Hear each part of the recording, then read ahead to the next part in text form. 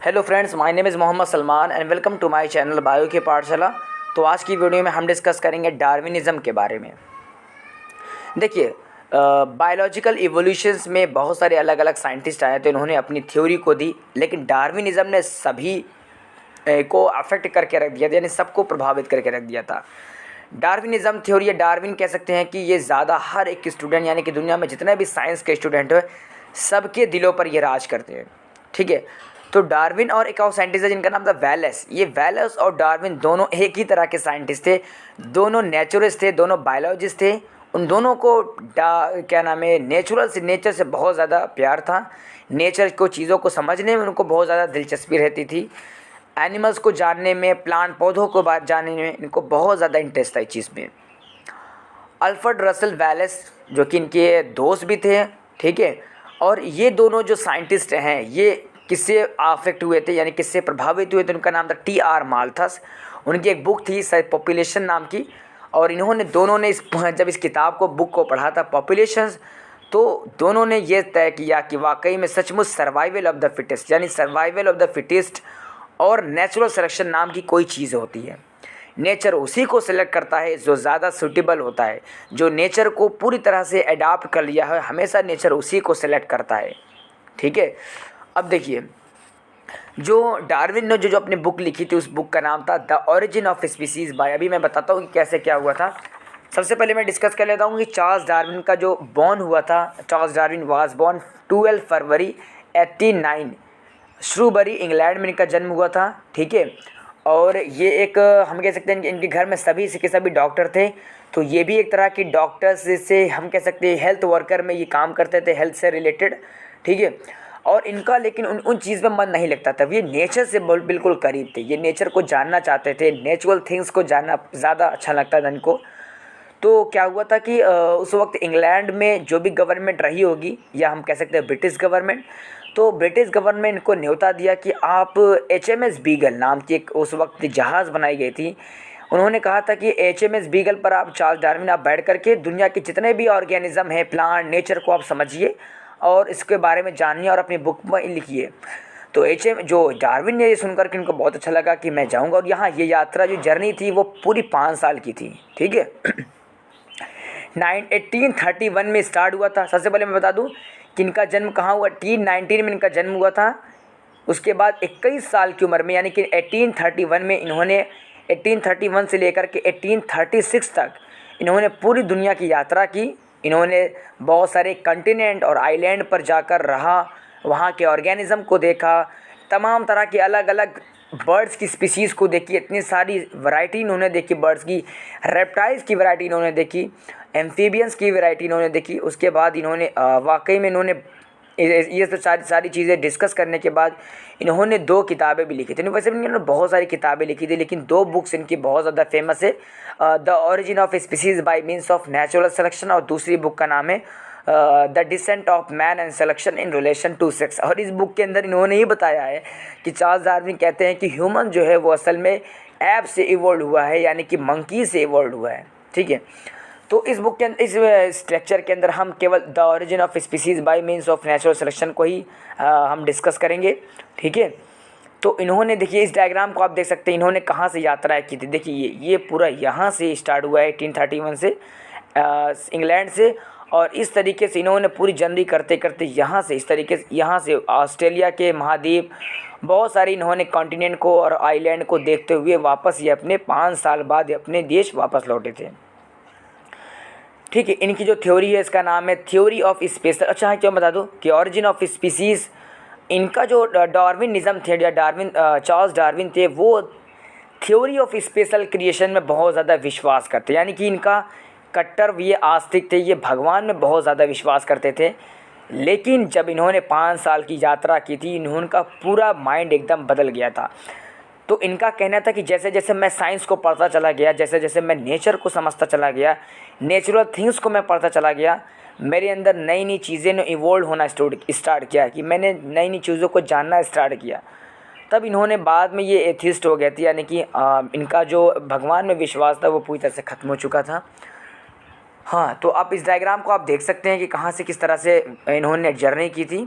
ठीक है, हाँ, अब दूसरी चीज़ मैं आपको बता दूँ, दुनिया के जितने भी रिलीजियस गुरु, जिसको हम धार्मिक गुरु कहते हैं, वो सभी के सभी जो है चार्ल्स डार्विन से बिल्कुल सहमति नहीं रखते हैं, क्योंकि चार्ल्स डार्विन ने कहा था कि ह्यूमन जो है इवोल्व हुए हैं, जबकि दुनिया में जितने भी बुक्स बनाई गई हैं, चाहे आप बाइबल की बात कर लिया, अदरवाइज़ किसी भी तरह की बुक की बात कर लें, तो उनका कहना था कि एडम और ईव ये पहले इंसान थे, या एडम पहले ह्यूमंस थे जो कि अर्थ पर आए थे। हाँ, तो अब देखिए, इन्होंने origin of species bye means of natural selection के अंदर इन्होंने अपने 6 पॉइंट को, या हम कह सकते हैं 6 चैप्टर में इनको डिवाइड किया गया है। तो अब इस चैप्टर को देख लेते हैं एक एक करके हम। तो पहला टॉपिक हो गया इनकी ऑरिजिन ऑफ स्पीसीज़ में कि enormous fertility in living beings. इनका कहना था कि दुनिया के अंदर इस अर्थ के ऊपर जितने भी ऑर्गेनिज्म पाए जाते हैं, जितने भी एनिमल्स पाए जाते हैं, उनके अंदर सभी के सभी उनके अंदर ये टेंडेंसी पाई जाती है कि वो ज़्यादा से ज़्यादा ऑफ स्प्रिंग को छोड़कर जाना चाहते हैं। यानी कि इस दुनिया के अंदर जितने भी एनिमल्स पाए जाते हैं, उनके अंदर ये कैरेक्टर्स होता है कि वो अपने बेबी को बॉर्न करते हैं। यानी कि आपने देखा होगा अमीबा भी रिप्रोडक्शन करता है, आपने देखा होगा बर्ड्स एग को प्रोड्यूस करती है, ह्यूमंस रिप्रोडक्शन के थ्रू बच्चे को प्रोड्यूस करता है। हाँ, एम्फीबियंस को देखा होगा, सभी के अंदर ये टेंडेंसी पाई जाती है कि वो बेबी को बॉर्न करते हैं। तो इनका हो गया पहला enormous fertility in living beings, भर के जिसको हम कहते हैं कि बेबी को प्रोड्यूस करना। दूसरा इनका पॉइंट था स्ट्रगल फॉर एग्जिस्टेंस। स्ट्रगल मतलब होता है कि संघर्ष करना, एग्जिस्टेंस माने होता है कि रहने के लिए। तो रहने के लिए स्ट्रगल करना ही स्ट्रगल ऑफ फॉर एग्जिस्टेंस कहा जाता है। और डार्विन ने कहा था कि दुनिया में आने के बाद जितनी भी पॉपुलेशन बढ़ती चली जाती है, हम ये देखते हैं कि ऑर्गेनिज्म के बीच आपस में स्ट्रगल होता है, लड़ाई, जिसको हम कहते हैं लड़ाई झगड़ा। तो स्ट्रगल देखो 2 टाइप्स का होता है। इन्होंने कहा था स्ट्रगल दो तरह का होता है। एक होता है इंट्रा स्पेसिफिक स्ट्रगल और दूसरा होता है इंटर स्पेसिफिक स्ट्रगल। तो इंट्रा स्पेसिफिक स्ट्रगल क्या होता है? जब 2 ऑर्गेनिज्म एक ही स्पीसीज़ के हों, ठीक है। जैसे फॉर एग्जांपल एक डॉग, मैं बात करूँ 5 डॉग है, ठीक है, और 5 डॉग में आप देख सकते हैं कि मान लीजिए 2 फ्लैश रखे हुए हैं, तो फ्लैश को खाने के लिए पांचों जो डॉग आपस में स्ट्रगल करेंगे, इस तरह के स्ट्रगल को हम बोलते हैं इंट्रा स्पेसिफिक स्ट्रगल। यानी कि 2 ऑर्गेनिज्म, 2 एक ही स्पीसीज़ के ऑर्गेनिज्म के बीच होने वाले स्ट्रगल को हम इंट्रा स्पेसिफिक स्ट्रगल कहते हैं। दूसरा हो गया हमारा inter specific struggle. Inter specific struggle क्या होता है? जब 2 अलग अलग यानी 2 डिफरेंट टाइप्स के स्पीसीज़ में आपस में जब जो स्ट्रगल होता है इनको, जैसे फॉर एग्जांपल भालू, जैसे आप जिसको हम बियर कहते हैं, बियर और फॉक्स में, या बियर्स और लोमड़ी जिसको हम कहते हैं, इनके बीच में जो स्ट्रगल होता है 2 अलग अलग स्पीसीज़ के बीच में, उनको हम बोलते हैं इंटर स्पेसिफिक। या हम कह सकते हैं कि टाइगर और लायन के बीच में जो स्ट्रगल होगा उनको हम इंटर स्पेसिफिक स्ट्रगल कहेंगे। अब तीसरा पॉइंट का क्या था? Variation and their inheritance. Variation and their inheritance. तो इनका कहना था कि दुनिया में जितने भी ऑर्गेनिज्म हैं सब के सब स्ट्रगल करते हैं, उनके अंदर दुनिया में जितने भी ऑर्गेनिज्म पैदा होते हैं यानी इवोल्व होते हैं या उनका बेबी को बॉर्न होता है, आपने देखा होगा ट्विंस को छोड़ करके सबकी शक्लें बिल्कुल डिफरेंट टाइप की होती हैं। आपने देखा होगा कि अपने माँ बाप ने अपने भाई बहन को देख लीजिए, क्या अपने भाई बहन की शक्ल आपसे बिल्कुल मिलती है? एकदम नहीं। जो ट्विंस होते हैं, जो जुड़वा होते हैं, वही मिलती है, बाकी की सबकी शक्लें अलग होती है। सबका एयर्स अलग होता है, सबको होंठ एक दूसरे से नहीं मिलता है, सबकी रंग बिल्कुल अलग होता है, चेहरा अलग होता है। इस तरह की इसी को तो हम बोलते हैं वेरिएशन बोलते हैं इसको, ठीक है। हाँ, ये जो वेरिएशंस होती है जिसके कारण कुछ कुछ ऑर्गेनिज्म जो होते हैं इन्वायरमेंट के प्रति अडाप्ट हो जाते हैं, और ये वेरिएशन जो होती हैं वो इनहेरिटेड भी होती हैं, ठीक। यानी कि एक जनरेशन से दूसरी जनरेशन में ये पहुंच भी जाती हैं। तो डार्विन ये कहते हैं कि यहाँ तक डार्विन कहते थे कि ये वेरिएशन जो होती है वो हार्मफुल भी हो सकती है, यानी कि जिसको हम बोलते हैं कि हानिकारक, और साथ साथ में ये बेनिफिशियल भी हो सकती है, ठीक है। और ये एक जनरेशन से दूसरे जनरेशन में ये पहुंचती रहती है। अगर जो अच्छे हेरिटेंस होते हैं अच्छी जो वेरिएशन होती हैं वो हम ये देखते हैं कि इनहेरिटेड होते हैं, यानी कि एक जनरेशन में दूसरी जनरेशन में पहुंचते हैं। बाकी में जिस ऑर्गेनिज्म के अंदर हार्मफुल वेरिएशंस होती हैं वो धीरे धीरे क्या होने लगती हैं? धीरे धीरे वो डेथ होने लगती हैं, मरने लगती हैं, क्योंकि उनकी body survival of the fittest, यानी कि उनका जो फिटेस्ट होता है वो फिटेस्ट है वो सर्वाइव नहीं कर पाते एनवायरनमेंट। इसी से दूसरा जो चौथा पॉइंट निकल के आता है उसका नाम है सर्वाइवल ऑफ द फिटेस्ट।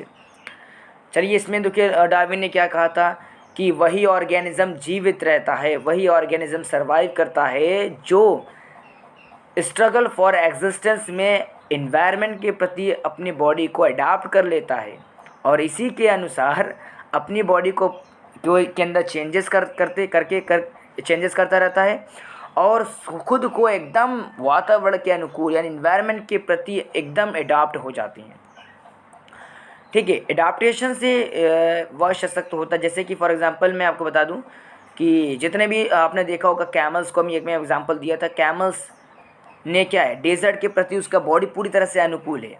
आपने देखा होगा ध्रुवी भालू को, वो एकदम अपनी बॉडी को अनुकूल कर चुका है। वहाँ की जो जिस तरह की वहाँ ठंड पड़ती है उसका अपने बॉडी देखा होगा कि उस पर बॉडी के ऊपर ढेर सारे बाल होते हैं। तो हर एक ऑर्गेनिज्म के अंदर एक नया क्या नाम है उसको नया एक बोलते हैं, उसके अंदर वेरिएशंस होता रहता है और नया कैरेक्टर्स उसके अंदर जनरेट हो जाता है।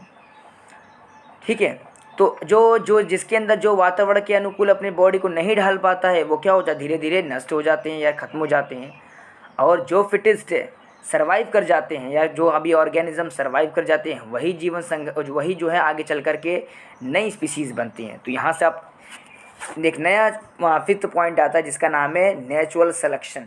ठीक है, अब देखिए सर्वाइव रहने के लिए जीवों के अंदर जो भी संघर्ष होता है हम ये देखते हैं, इसमें जो भी प्राकृतिक यानी कि नेचुरल सिलेक्शन के लिए अनुकूल होते हैं वही जीवित रहते हैं, बाकी के सब नष्ट हो जाते हैं। यानी कि नेचर उसी को सिलेक्ट करता है जो इसका बॉडी पूरी तरह से एनवायरनमेंट के प्रति अनुकूल हो चुका है, जो वाकई में जीवन संघर्ष में जीवित रह चुका है, जो कि स्ट्रगल ऑफ फॉर एग्जिस्टेंस में लड़ाई जीत चुका है। ठीक है, जिसके अंदर अच्छी वेरिएशन पाई जाती है, हमेशा नेचर उसी को सिलेक्ट करता है, बाकी के सब क्या हो जाते हैं, नष्ट हो जाते हैं, डेथ कर जाते हैं। अब 6th पॉइंट आता है जिसका नाम है द ओरिजिन ऑफ स्पीसीज़। तो क्या होता है कि जीवन यानी कि स्ट्रगल फॉर एग्जिस्टेंस में रहने के बाद, उनके अंदर वेरिएशन आने के बाद, सर्वाइवल ऑफ द फिटेस्ट होने के बाद, नेचर उनको सेलेक्ट करने के बाद उनकी बॉडी के अंदर कुछ ऐसे नए कैरेक्टर हो जाते हैं। और ये नया कैरेक्टर क्या होता है, इनहेरिटेंस होते हैं, यानी कि एक जनरेशन से दूसरी जनरेशन में जाते हैं। ठीक है, एक जनरेशन के बाद के जो कैरेक्टर्स होते हैं और वेरिएशंस की जो इनकी इनहेरिटेंस होती है, वंशागति होती है, इतनी ज़्यादा मतलब इनके अंदर अधिक हो जाती है कि संतानें जो ऑफस्प्रिंग होती है अपने एंसेस्टर से बिल्कुल एकदम अलग हो जाती हैं और इसे हम एक नई स्पीसीज़ कह देते हैं। जैसे आपने आज की ह्यूमंस को देख लिया, लगता है कि आज हम ह्यूमंस बंदर से ही वो लोग होंगे, आप कभी नहीं आपको लगता होगा। आपको लगता है कि इंसान गोरिल्ला से बने हुए हैं, बिल्कुल गलत बात है ना। और गोरिल्ला देखिए कैसा स्पीसीज़ और इंसान कैसा स्पीसीज़ है। तो इन्होंने कहा था डार्विन ने, आज हम इस तरीके का ह्यूमन बन रहे हैं कि ऐसा लग ही नहीं रहा है कि हम जो हैं वो बंदर से यानी कि जो मंकी से इवॉल्व हुए हैं। तो यही थी इनकी थ्योरी। अगर ये वीडियो आपको पसंद आई है तो like, share, comment and subscribe ज़रूर कीजिएगा। Thank you so much for watching this video.